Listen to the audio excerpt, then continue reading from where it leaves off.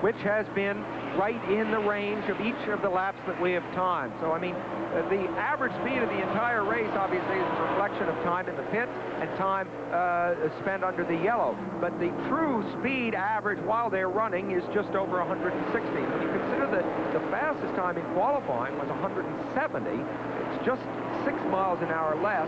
That, given the traffic and everything, is quite an extraordinarily fast pace. You made a rather interesting point to me here yesterday in discussing the handling of cars on this track, which is that they actually do use the brakes. Somewhat of a rarity in super speedway racing. Yeah, they do. That's what makes this track, I think, so fascinating, because it really isn't exactly a super speedway in the sense of Talladega or Daytona. They brake as they go into the turn. Now, the maneuver is with the left foot. You keep the power on with the throttle. You back out of the throttle a little bit.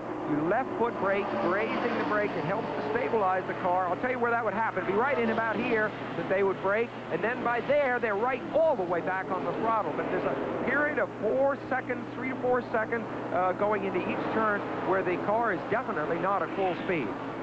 I can't help but chuckle at the notion of 1 foot on the brake and 1 foot on the accelerator, since I can distinctly remember my high school driving teacher telling me that it was exactly the wrong thing to do. Of course, the reason for that is you don't want the engine revs to fall. You want to keep the engine under load so that when you do come back into the throttle, it wouldn't misfire for a split second. You want to keep it running all the time. You might wonder, you know, we see Parsons there. Is he really holding up Earnhardt? Is he affecting the race? The answer is absolutely not. I mean, he is trying to stay unlapped if he can do it, and this is quite fair. He's certainly able to keep a good pace, and if Earnhardt was all that much faster, he'd just whip right around him. No. Parsons, who incidentally, Benny is an ex-taxi driver, as we all well know, and you wouldn't think that somebody who had been in that profession would necessarily be as polite and gentlemanly as Benny is, but he is one of the true gentlemen of NASCAR racing. The one black man, incidentally, ever to have been a regular in this sport, long ago veteran Wendell Scott, began as a taxi driver up in Danville, Virginia. And it's interesting to note that the second black man to enter the sport was expected to qualify here this weekend, Willie T. Ribbs, but did not make his much ballyhoo qualifying effort as his car was not readied and was not brought here from Charlotte, North Carolina. There are still many along the stock car racing circuit who eagerly await the emergence of Willie T. Ribbs when and if he makes his first appearance this year.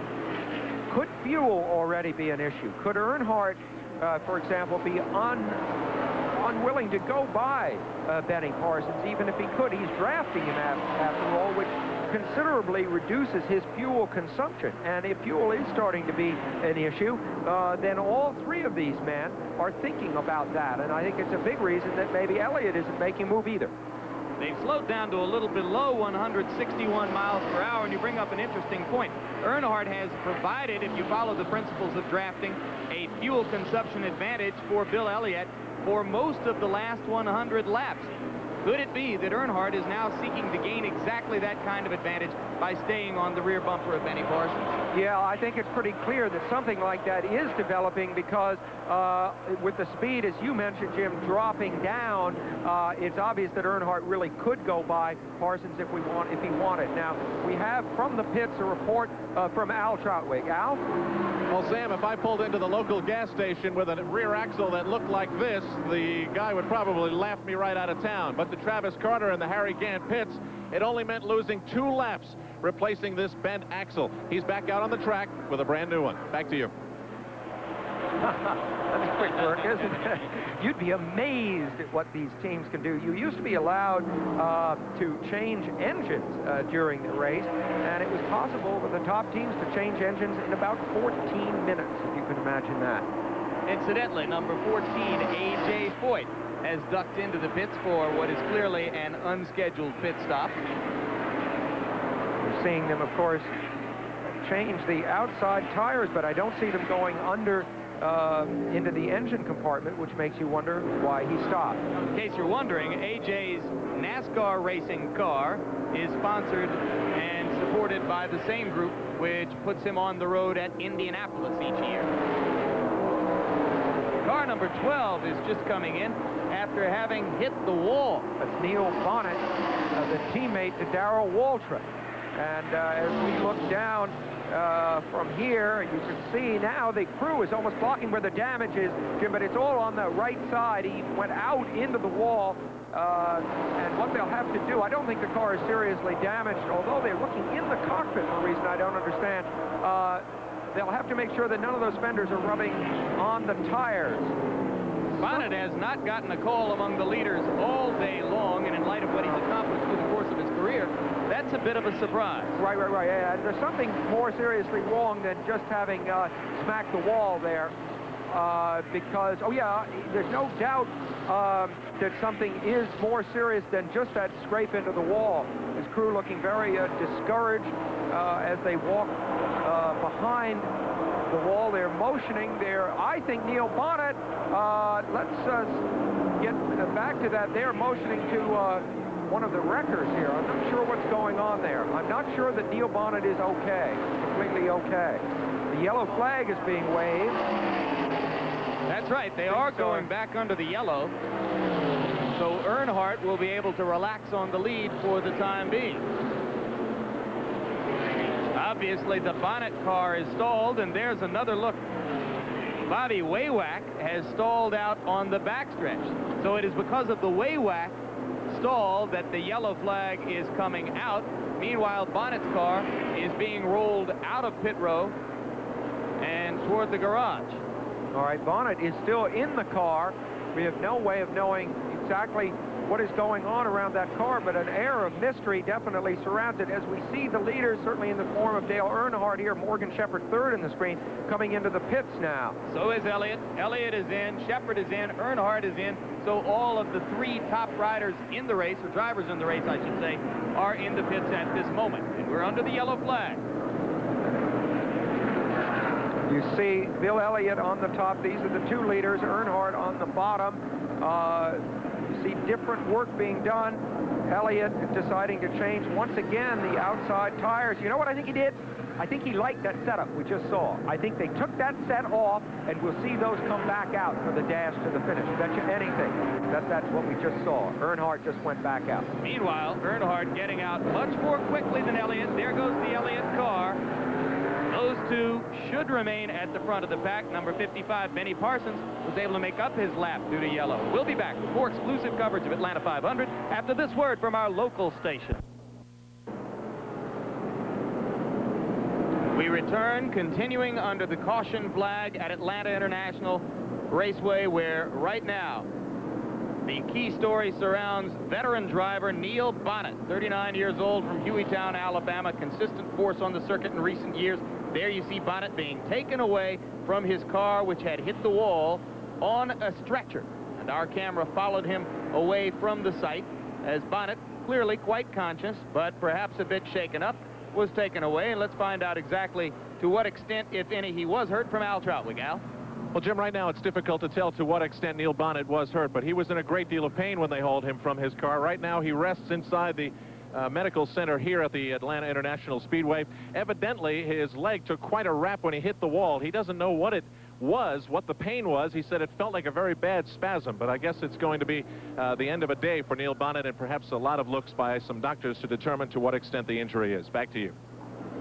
All right, so we will attempt to keep pace with Bonnet's situation, as right now the leaders remain on the track under the yellow flag. We're told that the yellow will extend for at least 2 more laps. At the moment, Morgan Shepherd, first out of the pits, has taken his position at the front of the pack.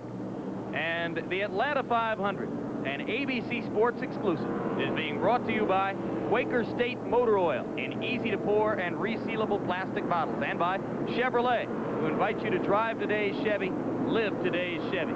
I'm Jim Lampley, along with Sam Posey, Al Trautwig, and Tim Brandt in the pits. The drivers will be seeing a green flag on their next trip around. 115 laps to go in the race.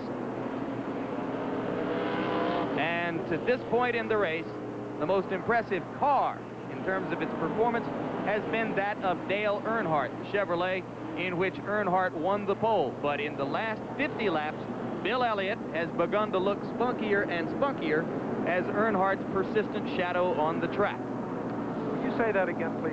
Well, Morgan Shepherd is going to get an opportunity to take off with the lead when they go green this time. It'll be interesting to see when and if Earnhardt tries to get by Morgan Shepherd and reassume the lead. This is Morgan Shepherd's best shot that we've seen yet.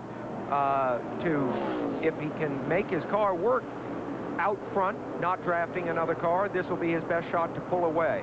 However, shadowed that way with Earnhardt, it may be tough. Now, Cale Yarborough, number 28, you see on the right of the screen on the inside, he has been lapped. And as we see the restart, we're going to be in his cockpit. Now, they'll actually wave the flag very soon. As you can see, he's still in the turn, but he'll be looking up the track now to see them wave the flag, and they all accelerate simultaneously at that. There's the green flag. You heard the engine revs go up in Cale's car. He's going to, of course, try to make a move if he possibly can, but his car has not been handling that well. In fact, it's scraped up on the outside, the right-hand side. You see, we'll see the battle for the lead take place from inside Cale's car. There's Dale Earnhardt in the blue on the extreme right, and you see Morgan Shepherd working his way ahead of the car ahead of Cale and into the lead. Cale is staying, you might say, politely down out of the way if his car doesn't have the potential. You see him working the wheel there, and you see how much he's got that wheel turned. I think that his car is what they call pushing. It's not balanced the way he might want it to. I think that's evidence there that they haven't gotten it sorted out to his liking just yet. One of the dramatic differences between stock car racing and some other forms of oval track racing is what you just saw right there. You can actually see the drivers turn the wheel and operate the automobile with the hands-on manipulation, which is more a part of this kind of racing than of some others. That's Bobby Allison directly ahead of him in that car, number 22. Allison not having that great a day either. Now you can see just in the course of a lap since it's gone green how much Cale has dropped off the pace. In fact, he probably hasn't lost any positions. The cars that have gone by him were cars that were already ahead, had lapped him. But you can see now, if you look way up and you see Morgan Shepherd from inside, and you see Morgan there on the left, shadowed by Dale Earnhardt, you can see how much Cale lost right there at the restart in just one lap. 44-year-old Morgan Shepherd of Conover, North Carolina, the man who told you that he keeps a raccoon as a pet, finished 4th at Rockingham 2 weeks ago. Remember, 9 different drivers have won the last 9 NASCAR stock car races. Maybe Morgan Shepherd is due coming into this particular day. Right now, he leads Earnhardt, Waltrip, Tim Richmond back up among the leaders, Labonte, and Bill Elliott has dropped a little bit back. You see the crowd here. Every seat seems to be filled. The bad weather didn't discourage anybody from coming. There's Waltrip on the inside in number 11, and Elliott going around him. So the report that Waltrip was starting to get a handle on the chassis and the way his car was in the turn, somewhat put to the test by Bill Elliott. Good racing on the lead. Earnhardt, of all drivers, is not afraid to run right absolutely on the rear bumper of the car in front of him. In fact, that is a part of his unpopularity among some other drivers, is that they think that he is perhaps a bit too willing to put his car right on the rear bumper. What goes through the mind now of a Morgan Shepherd? Do you think that he takes time to focus on the fact that Earnhardt has a reputation for being reckless? I don't think that Earnhardt, so to speak, you use the word reckless. I really wouldn't buy that. Let's say his aggressive temperament, that is not going to manifest itself on a track this fast where the risks are so high. It just isn't. The yellow has come out. We're looking, the leaders will be racing back to the line. That is the way the rules are written here. Number 74 has come into the pits. We're not sure exactly the cause of the yellow, but they are racing to the line. A blown engine on the track. They now race back to the line. Shepherd is going to try to hold on to the lead, and he will. They establish position as they go by the line, and it will be Shepherd. I believe Earnhardt holds second place. That is Bodine on the inside of the track, and he has not been among the leaders. Elliott has come up into third place. It was Dave Marcus, number 71, who blew an engine out on the track. Here is Marcus coming around, a veteran of many years who never really seems to have quite the right car underneath him. He's always the best of the second echelon. Still waiting for the kind of breakthrough that Harry Gant experienced starting back in 1984 when he began to get the kind of equipment which would make him a competitive force in the top tier of drivers. Now, here's Earnhardt, of course, coming into the pits. Bodine, Bill Elliott, Terry Labonte, Cale Yarborough, they're all streaming into the pits. It's interesting, isn't it? What a tactical game this is, because they were all in the pits a few laps ago. They did their best stuff then, but they're going to take another crack at it. Top that tank up a little bit more and give it another shot. Shepard is still on the track. He may have decided to stay out, A, because the pit lane was very congested, and B, because he knows the yellow will probably go 2 or 3 laps. It'll become interesting if he has stayed out throughout the entire yellow. That would be interesting. We will keep an eye on that and on all other developments when we come back. To the yellow still, and there is the leaderboard. Morgan Shepherd on the lead. Tim Richmond now holds second place. Darrell Waltrip third. Earnhardt and Elliott, both of whom have pitted recently, are in 4th and 5th places, and Benny Parsons, who's been lingering near the front of the race all through the festivities here, is in 5th place. And one man who has not been as much of a factor as we might have expected is in 9th place, Daytona 500 champion Jeff Bodine. And again, we have permission from Bodine's crew for Sam Posey to try to talk to him through the vehicle of our race cam. Jeff, this is Sam Posey. Can you hear me? Yeah, go ahead, Sam. Jeff, in the last few laps, we've had a couple of blown engines. What are the track conditions now? Is it very slippery? Well, for me it is. It's almost slippery out here. Our car's been pretty loose all day long. We're trying to get it tightened up so we can get this lap back, but the track is pretty slippery. I'm surprised. Usually it stays a little better than what it's doing here, Sam, but everyone seems to be sliding around quite a bit. Well, I say hi to my wife back home, Matthew and Barry. Hope you feel better. What steps are you taking to correct the condition of the oversteering, loose car that you have? Well, we're trying to take some rear stagger out. That means reduce the size difference in the 2 rear tires, get it more equal. That will tighten it up. Plus, we put wedge into the car. We've tried to put a little more weight on the left rear tire and the right front tire to tighten the car up to make it drive a little bit better. It isn't driving too bad right now, but we just need to get back up front here and get our lap back. At this stage, Jeff, do you get a little discouraged, a little dispirited because you're not on the lead lap, or are you still in a fighting mood? I'm in a fighting mood. If I get through this traffic right here, we'll try to get to the front. Okay, thank you very much. Jeff Bodine and the other drivers will get a green flag on the next lap, so they will be back going. And there you see Bodine waving through the windshield. I'm not sure what that signal is for. He is signaling to the car ahead of him, though. And I'm not sure that was a polite gesture that we just saw. It may, in fact, have been quite the opposite. Well, Bodine doesn't have that gentilic southern sensibility. Is that rarity in the sport, a man raised in the Northeast. Though I'm told he now lives in the grand community of Julian, North Carolina. That is Jody Ridley in the car just in front of his, recipient of whatever message it was he was trying to impart there.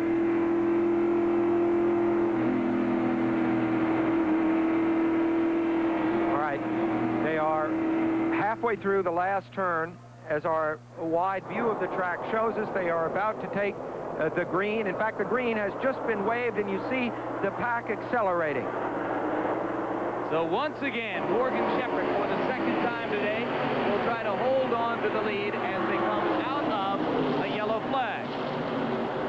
Shepherd in car number 47. And just to the outside of him, I believe that is Tim Richmond in car number 25. Richmond qualified on the front row in the outside position next to Earnhardt, was a factor in the early laps.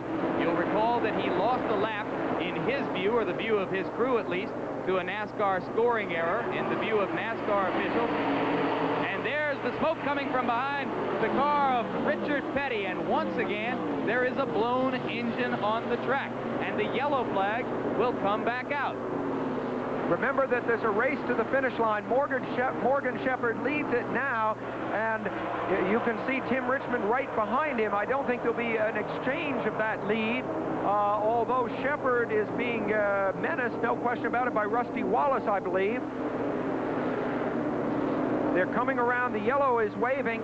Obviously now they're going to very cautiously go into that first turn, because look at the oil. You can see some of what they call the speedy dry that they put out on the track. The track must be becoming extremely oily, and what this means, Jim, to me, is that anybody's plans that they might have had earlier for a setup, a chassis and tire combination for which to go for the flag in has been altered by the fact that the track has changed so much. Well, now, I prematurely said that Petty's engine had blown. Certainly, it looked that way, but he is staying out on the track. Could it be that the power steering hose broke, and Richard is going to try to bring that baby in without power steering, which is quite a task for a man of any strength whatsoever? A good theory, but I think it's worse than that. Yeah, I think it's worse than that. All right, let's go down to Tim Brandt in the pits and see what we can learn from there. All right, Jim Lampley, we've had a couple of blown engines here today. Can you imagine what that does to the leaders as they go around? And this is part of a blown engine that we picked up the track from yesterday. That's part of the reasons for the elongated yellows. They're trying to clear the tracks as they go around to find pieces like this. Now, Richard Petty is right behind us if we can turn around. And Richard Petty, they're working under his hood, one of the better crews as well. It is a power steering problem, as you had talked about earlier, Sam.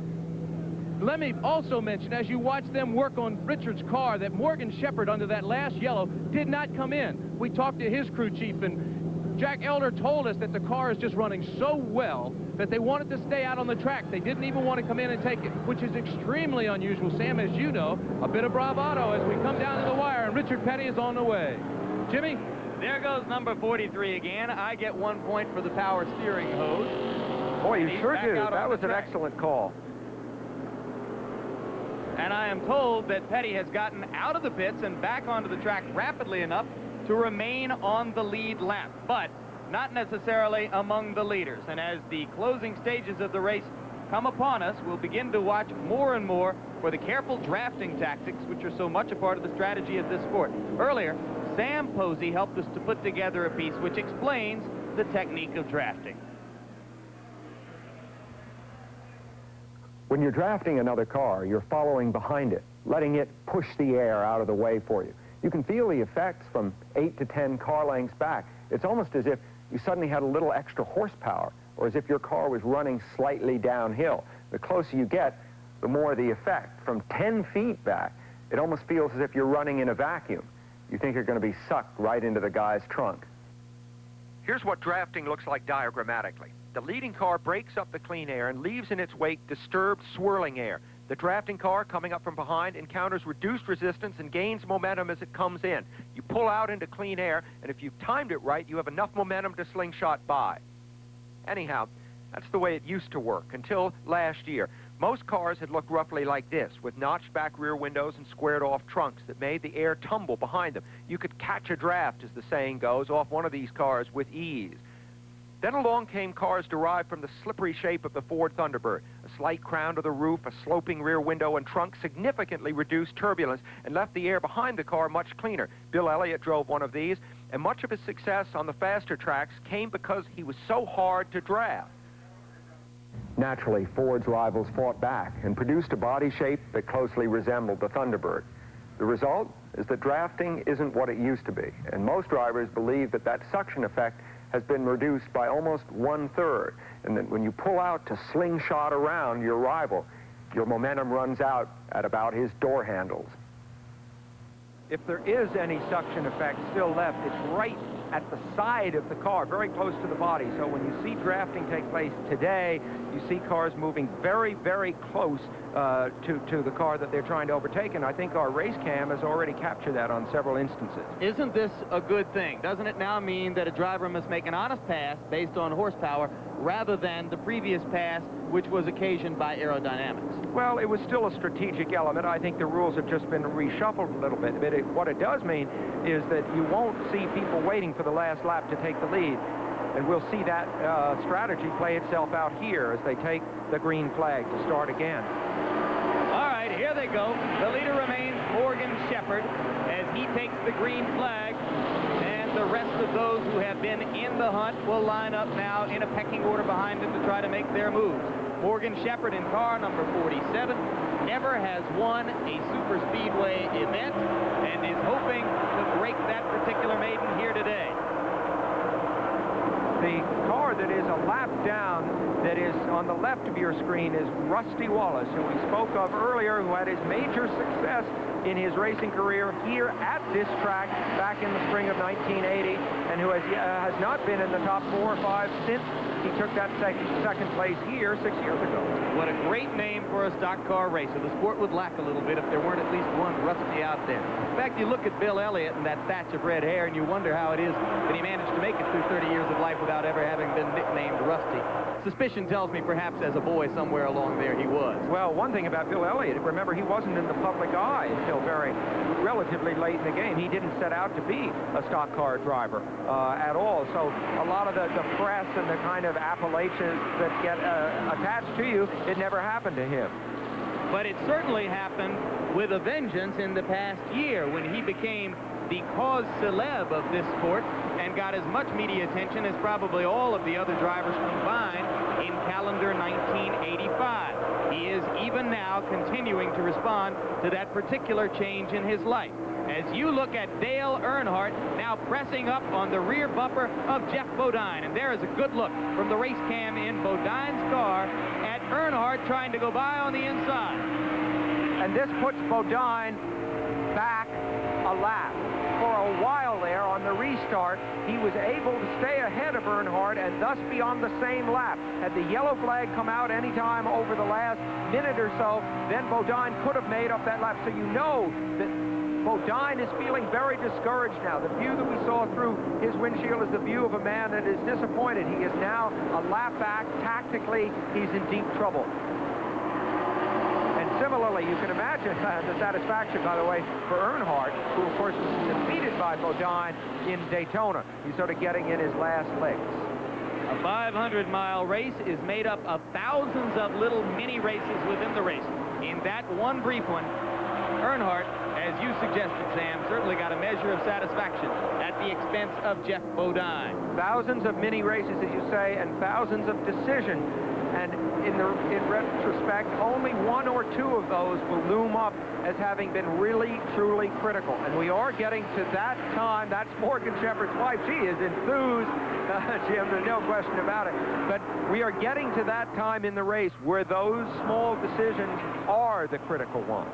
Out on the track, her husband, Morgan Shepherd, is traveling at just above 163 miles per hour on each lap around this super speedway track. I'm measuring it now at exactly 162.81. That's the product of a 33.61 lap. We now have, as you saw from our graphic a few moments ago, fewer than 100 laps to go. So fewer than 150 miles to go, and we are getting down to the crunch. Anything past 400 miles is the crunch because, theoretically, a driver who pits at somewhere around the 400-mile mark might be able to make it the rest of the way without another fuel stop. There are the 2 leaders. Shepherd still ahead of Earnhardt. And now let's go down to Tim Brandt, who is with Mrs. Morgan Shepherd. Sanja Morgan is here with me, and every time they go by Jim Lampley, she is extremely excited, signaling to him. What was going through his mind last night? How was he acting last night, getting ready for this race? Well, he thought he could run good. He said he thought he had the car set up right for the racetrack. So he was in a good frame of mind last night. What would it mean for you all to win this race here in Atlanta? Oh, it would mean a lot. It would mean we could get on the winner's circle for next year. That's about $10,000, $20,000. So that would help us a lot. It would mean a lot to the team. You're sitting here charting these laps. He did not come in on that 1 yellow. What are you all most worried about here in the pit area? He wanted to stay out because of the lap money. If he was leading on a certain lap, he could get $4,000 extra dollars. So he wanted to stay out. Looks like you all will need that money down the road here. Sanja's pregnant. Stop jumping around so much. Jimmy? All right, Tim, and thanks for the medical advice. All you pregnant mothers out there, pay heed to what Brant said. We mentioned, as Tim did earlier, the crew chief for Morgan Shepherd, Jake Elder.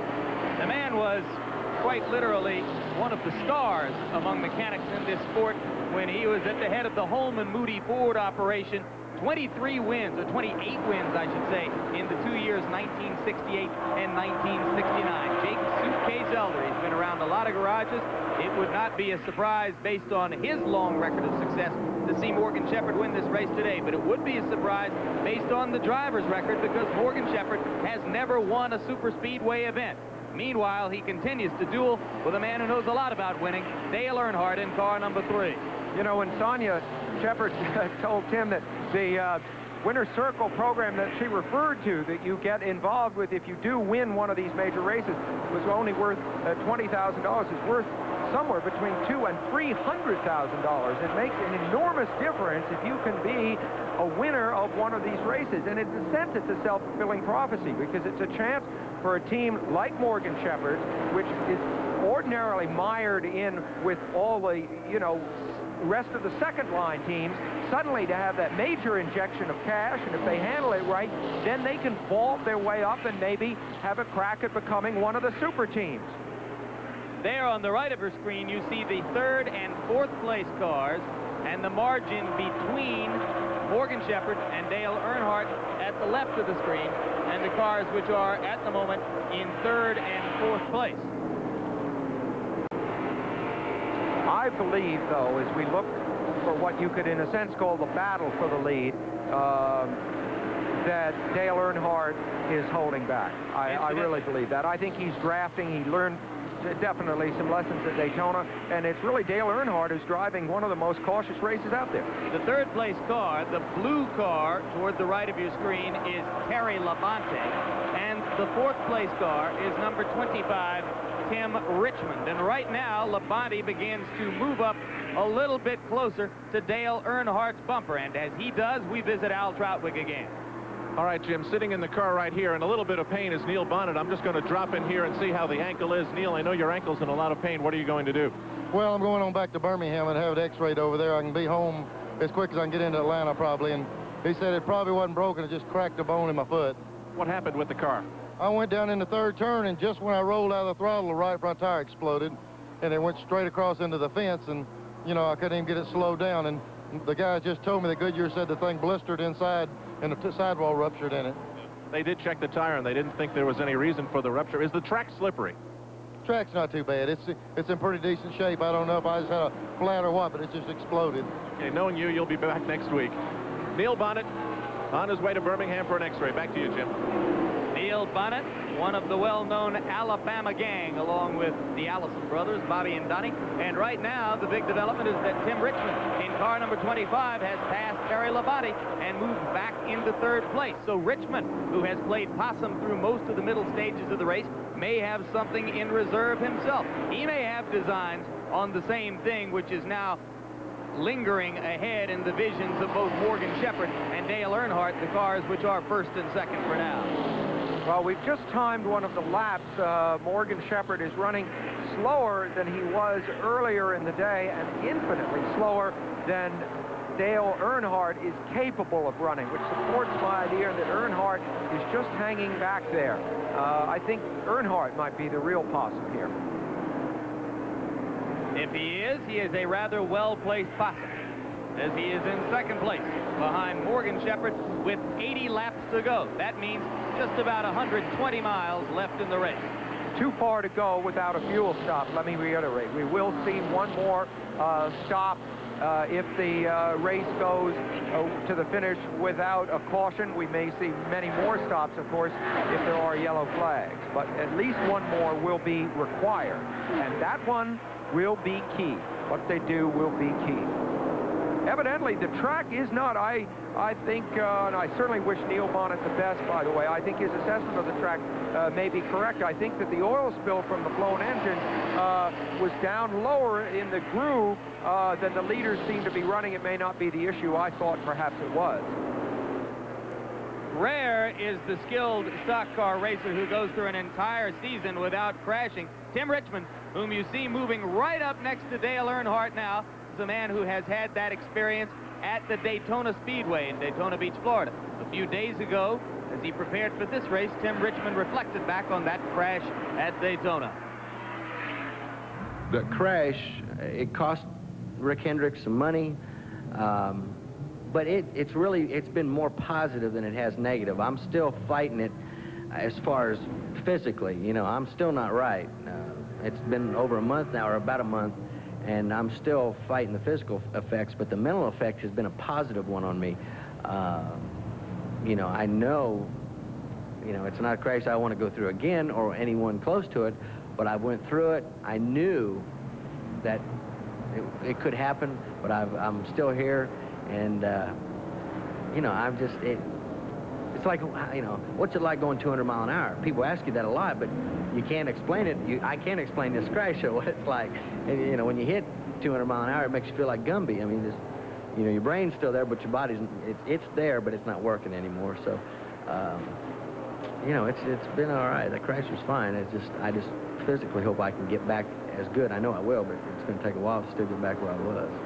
Well, he hurt his neck and his back, and it's an interesting old saw in racing that you're not really the complete driver mentally, Jim, until you've had a major accident like that and you really understand the consequences. And if you can come back and regain your mental toughness, it seems like you're tougher than ever. And I think Tim Richmond, in some ways, had kind of a golden career with things happening favorably without ever having any real setbacks. And I think this may have toughened him. He's driving an awfully good race today. He's fought back what at least his team believes was an unfair scoring situation, and he's now in contention again. The four leaders are in a close, compact formation on the track. Morgan Shepherd, Tim Richmond, Terry Labonte, Earnhardt now back in fourth place, but they have been slowing down in the recent laps, lap by lap by lap, now down to something close to 159 miles per hour. And you'll recall that within the past 50 miles, Earnhardt has run laps at well over 163 miles per hour. There goes Tim Richmond on the inside, momentarily pressing his front bumper in front of the car of Morgan Shepherd. And now Richmond, sticking to the inside line, is apparently going to take over the lead, and he's got it. And his car is oversteering. It is loose at the back. There's no question. We saw it there. And that is the condition that we've been describing all along as ideal. But look at Morgan Shepherd go very high. I don't believe he's making the car work up that high and fighting back. Look at that. There's Richmond sliding a little bit. This is a classic battle between these two men who do not seem to realize there's as much race left as there really is. Remember, there's got to be another pit stop, and yet they're racing now as if they were going at the end of the race for the checkered flag. But they're doing this at just over 158 miles per hour, Sam. So unless something has happened to the handling of Earnhardt's car, you might suspect that he is watching this and enjoying it for fun at the moment. He's got a long way to go. He's got a car which has traveled much of the race at over 163. He is watching Richmond and Shepherd dice for the lead at about 158 and a half. And this could be an elaborate game at this point for Earnhardt. Now they're back up close to 160 miles an hour as Shepherd moves outside of Richmond once again. Well, you're implying that these speeds are slow, but they're really not in the context of the cars that they're being forced to pass. In terms of their cornering potential, they are right on the limit. And if I seem to be a little bit excited, Jim, it's because when you see a car as loose as Richmond's is there, you sense the possibility for a crash. And I think that's what got me on the edge of my seat. Tim Richmond, right on the rear bumper of Rusty Wallace, but in the lead in the Atlanta 500. We'll be back. We have got 68 laps to go in the Atlanta 500. That's just a little bit more than 100 miles left in the race. Tim Richmond is the leader for now, ahead of Morgan Shepherd, Terry Labonte, Dale Earnhardt, Bill Elliott, Darrell Waltrip, Benny Parsons. There are 8 cars on the lead lap. Obviously, any of those 8 must be considered potential contenders to win this race. But so far, the most impressive car throughout the course of the day seems to have been that of the man who won the pole here, Dale Earnhardt, car number 3. For now, however, Tim Richmond is flexing his muscles a bit on the lead as he puts a little distance between himself and Morgan Shepherd. I don't think we can forget also the potential shown by Bill Elliott's car.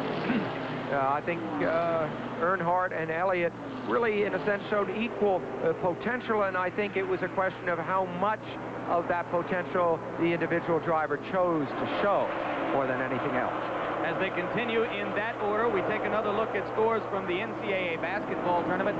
North Carolina State had to go to double overtime to eliminate Arkansas Little Rock. Kentucky defeating Western Kentucky. Kenny Skywalker from Roberta, Georgia, here in the state of Georgia, was the high scorer in that game. And the Cinderella team, which upended Indiana, has been beaten itself as St. Joseph's now assumes the role of small name, big noise in the NCAA tournament. Fourth turn action here, and you see a bunch of cars involved. We'll try to pick out for you who they are. The leaders are charging into this scene. You'll start to see them at the top of the screen. They are legally entitled to race to the yellow, but you'll see them pick their way through fairly carefully. There come the leaders. They're diving all over the place looking for room, and I think it was Tim Richmond that made it to the line first in that melee. And I think that is the number 2 car of Kirk Bryant, which spun and is on the track there in the middle. Number 23, Michael Waltrip, appeared to hit the wall. And there is Kirk Bryant's car. I think that makes the 3rd or 4th wreck that he has had, a 4th wreck in 4 races this year. Got a perfect record. A perfect record. 100%. Well, if, as you say, a man's skill and determination are tempered by that experience.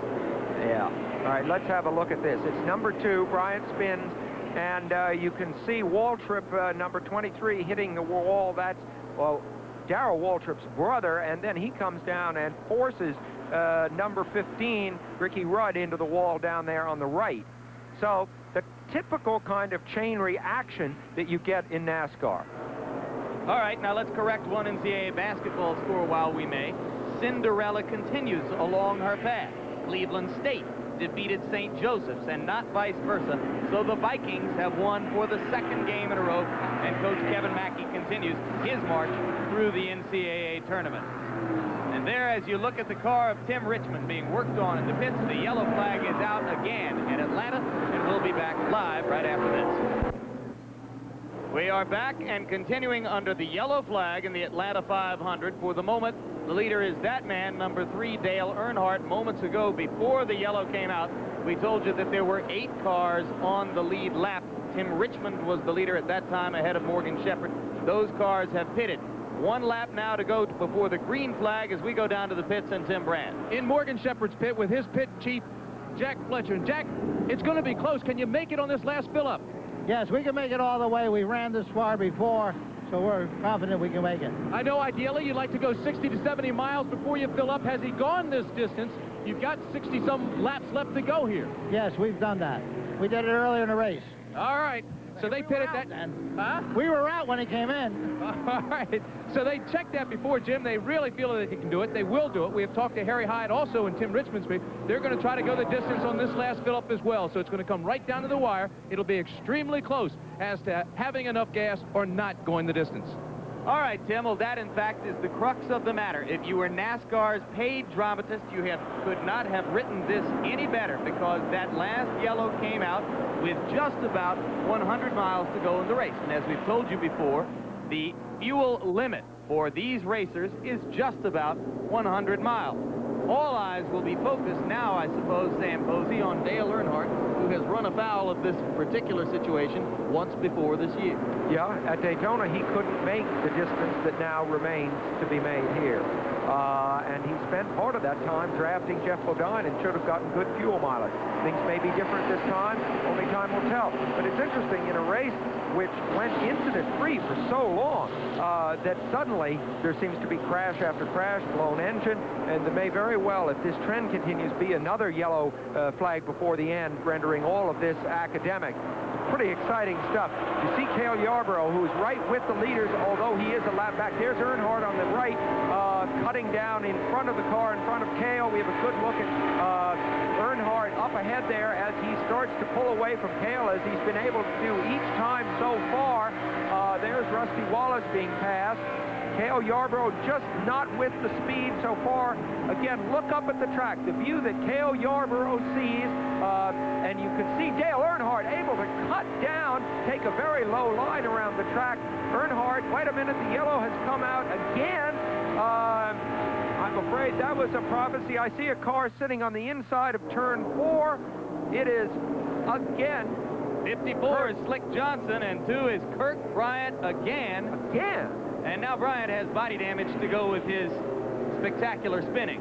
Well, it looks like the back of his car is missing. That's where the fuel tank sits in these cars. That's interesting. Well, it'll bring another rash of stops, of course. And this time, I would suppose that it will be possible for virtually any of the cars to make it from here to the end. That incident appeared to have been triggered by a blown engine. Do you know who that was, Jim?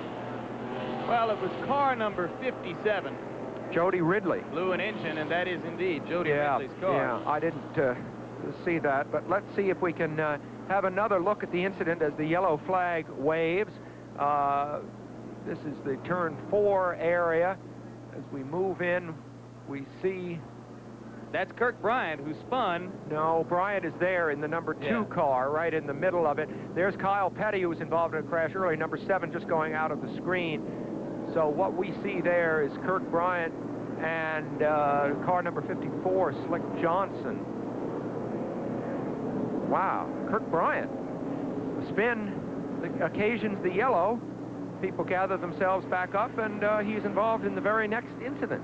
The 2 cars which just missed being involved there, number 88, Buddy Baker, slipped by, and number 7, Kyle Petty, also just missed. And people say maybe you don't have to have reflexes. That's where it comes in. Not only to react quickly to danger ahead of you on the track, but to do exactly the right thing. Buddy Baker, Kyle Petty, very fortunate but also very skilled drivers. We can't see whether the drivers are out of those cars, Kirk Bryant and Slick Johnson. But you've already mentioned that this is the 5th crash that Kirk Bryant has been involved in 4 races. This is a tight-knit, hierarchical sport where the drivers like to keep a tight command over their perception of what's happening on the track at all times. Do you suspect that there will be a review of Kirk Bryant in the upcoming weeks? Yeah. There you go. I would think so. On the other hand, Kirk Bryant has the advantage of driving for a car owner who I believe happens to be his father. So it's a little harder for him to lose his job than it is for the average guy. Right now, we still await the emergence of 2 drivers from those 2 cars. We'll be looking for that when we come. Here, technology can be fun. Down there, it's a different story. It's where General Motors tests AC Delco parts to make sure they deliver performance and reliability. AC Delco has a full line of parts for most any car or truck, from Delco batteries, Delco shocks, AC fire ring spark plugs, and AC filters. Help your car pass the test. Get the smart parts from AC Delco.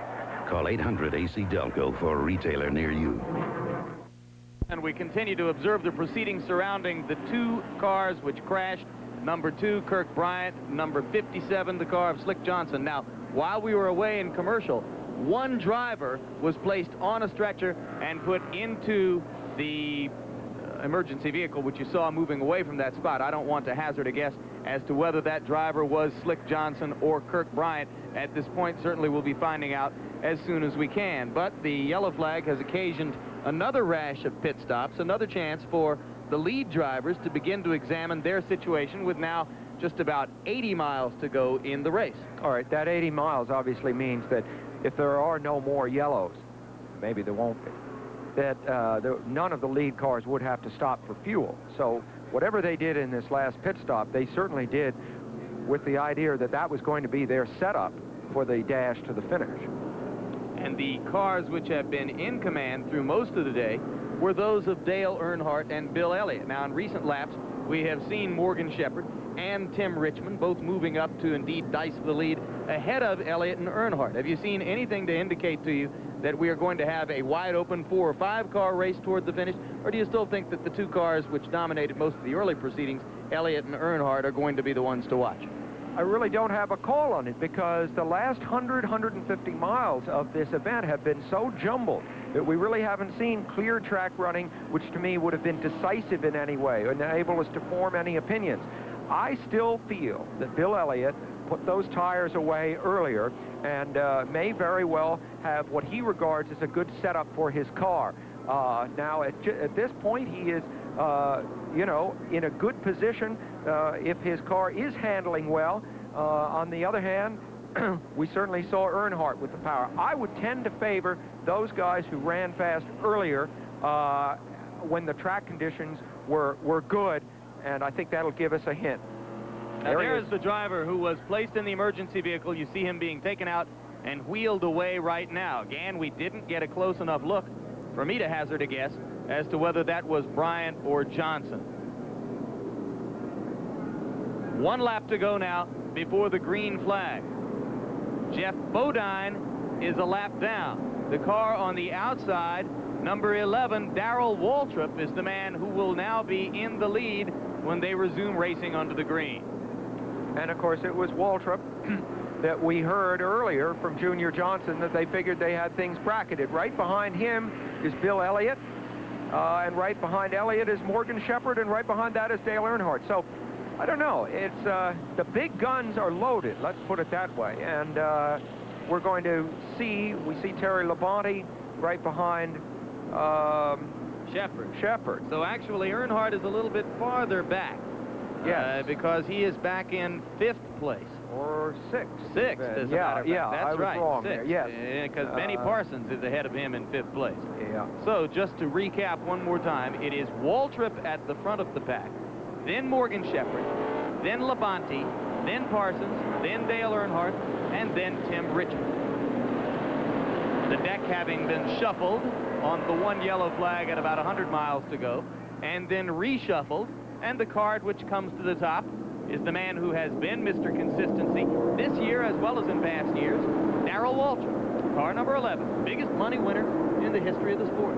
But we have yet to see Waltrip actually show speed in this race. I mean, he may be about to do it, but so far we haven't seen that. We've seen it from Elliott, we've seen it from Earnhardt. Well, this is exciting, and it's an unusual number of cars which seem to have a real shot at the win. At this stage of a race, it's usually down to 2 or 3. We're really looking at 7 or 8, I would say. 53 laps to go, as we told you when we were on camera a moment ago, just exactly 80 miles or so. And once again, 2 cars that are almost a lap down. Jeff Bodine, you see there, and Rusty Wallace. You see Rusty Wallace from Bodine's car. In fact, these 2 men, even though they are virtually a lap down, still have very much the speed of the leaders. There's the leader, Morgan Shepherd. There's Morgan Shepherd. Well, in fact, Shepherd is the leader because he has moved by Darrell Waltrip. And right behind is Terry Labonte. Now, he's in the blue and white car that you see running 4th right there. It almost looks 3rd, but that's because 2 cars are superimposed on each other. Don't count Labonte out. He won the last race a couple of weeks ago. He's a former champion. There's Morgan Shepherd.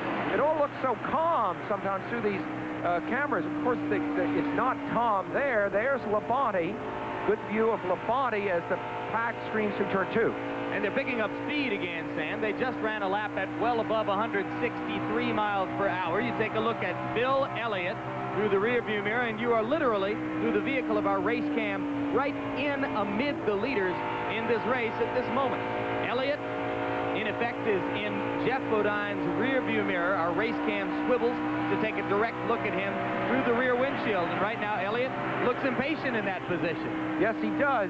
Having been a driver, of course, for a great many years, this kind of thing gets me incredibly excited. I remember this sort of situation. You're trying to decide, as Jeff Bodine might, whether to block, how big a role to play in this thing. You're almost a lap down, and yet you're fighting, obviously, for your own interest. However, he does pull to the right, and Elliott takes the high groove and seems to be making it work up there. Quite obviously, there are friendships and and the opposite in a sport like this. Do drivers play favorites in a situation like this? Yes, in the split-second decision-making in something like this, yes, they do. And I think Elliott, incidentally, is well-liked despite his dominance last year. He handled himself extremely well and didn't make any enemies in a year where he might a lot of people were jealous of him. There's Labonte, but really Bill Elliott is much liked and greatly admired here. There is Elliott. You see the flapping of that protective netting that keeps the driver's head hopefully from coming out of the car in a crash. Boy, you were right there. See those tires spinning? See the crowd flashing by in the background. That's what 180 miles an hour more looks like. Well, that's the old 2x200 ventilation system that our earlier piece referred to, Sam. 2 open windows, 200 miles per hour. Yeah, and believe me, the driver and the car are generating plenty of heat that needs to be dissipated by an air conditioning system. It's hot in those cars, and emotionally, of course, it's getting very hot now, too. The race cam showing Elliott now ahead of Jeff Bodine. We will see if Elliott, who took, what, about 3 laps, actually, to get clear of Bodine, can now set sail up the track. There is the leader, Morgan Shepherd, who's now beginning to put a little bit of distance between himself and the rest of the pack. Could it be that on this day, Morgan Shepherd is going to become the 10th different man to win in the last 10 Grand National stock car races? Could it be that Morgan Shepherd, at age 44, is going to win his first super speedway race ever? Well, of course, doesn't look bad right now. Well, one of the big factors is that one of the very fast cars on the track was Dale Earnhardt, and at the restart, he was mired back in the pack. That is slowing him up significantly, and the number of laps remaining may seem like a lot, but if Earnhardt is losing significant ground now, this may put paid to his chances. The leader is the car on the left of the screen, Morgan Shepherd in car number 47. In the middle of the screen, the blue car, which I believe is Rusty Wallace, is a lap down. He does not count among the leaders. Second place is the red car coming toward you right now, and that is Bill Elliott. There's quite a margin for this stage of the race between Morgan Shepherd and Bill Elliott.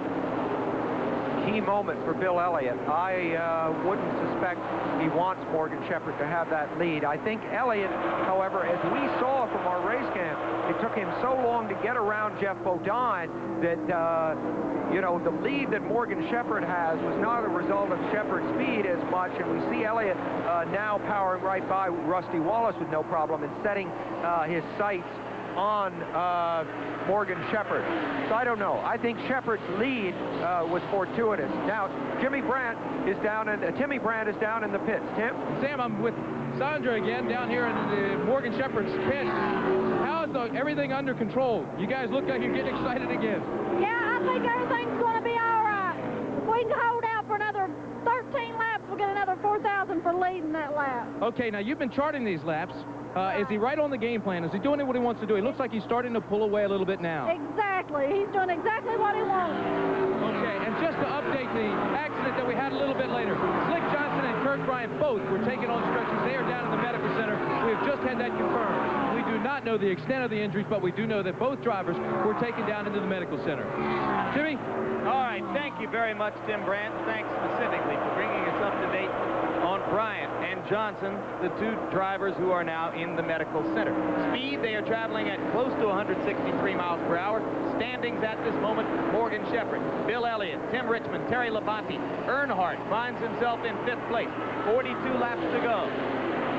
But I hate to disagree with Morgan's wife, Sandra, because I think that Morgan, in fact, is not doing exactly what he wanted. I think he was, as I said, the beneficiary of the fact that Bill Elliott was delayed there behind Jeff Bodine, and now that Elliott is out in the clear, he is catching Morgan Shepherd, and he is doing it decisively. Now, the other car that we were interested in because of early demonstration of speed, of course, was Dale Earnhardt. He, too, has freed himself up from the earlier traffic and is on the move. So it's not over by any means, and the gap is being decreased steadily. In fact, it looks to shape up as a sensational last 60 miles of racing here. Morgan Shepherd will be trying to hold off the competition and win a super speedway event for the first time. Bill Elliott will be trying to reestablish the eminence and the prestige he accumulated in wholesale fashion 1 year ago when he won 11 Super Speedway races. There are the crossed fingers in the pit of one Morgan Shepherd.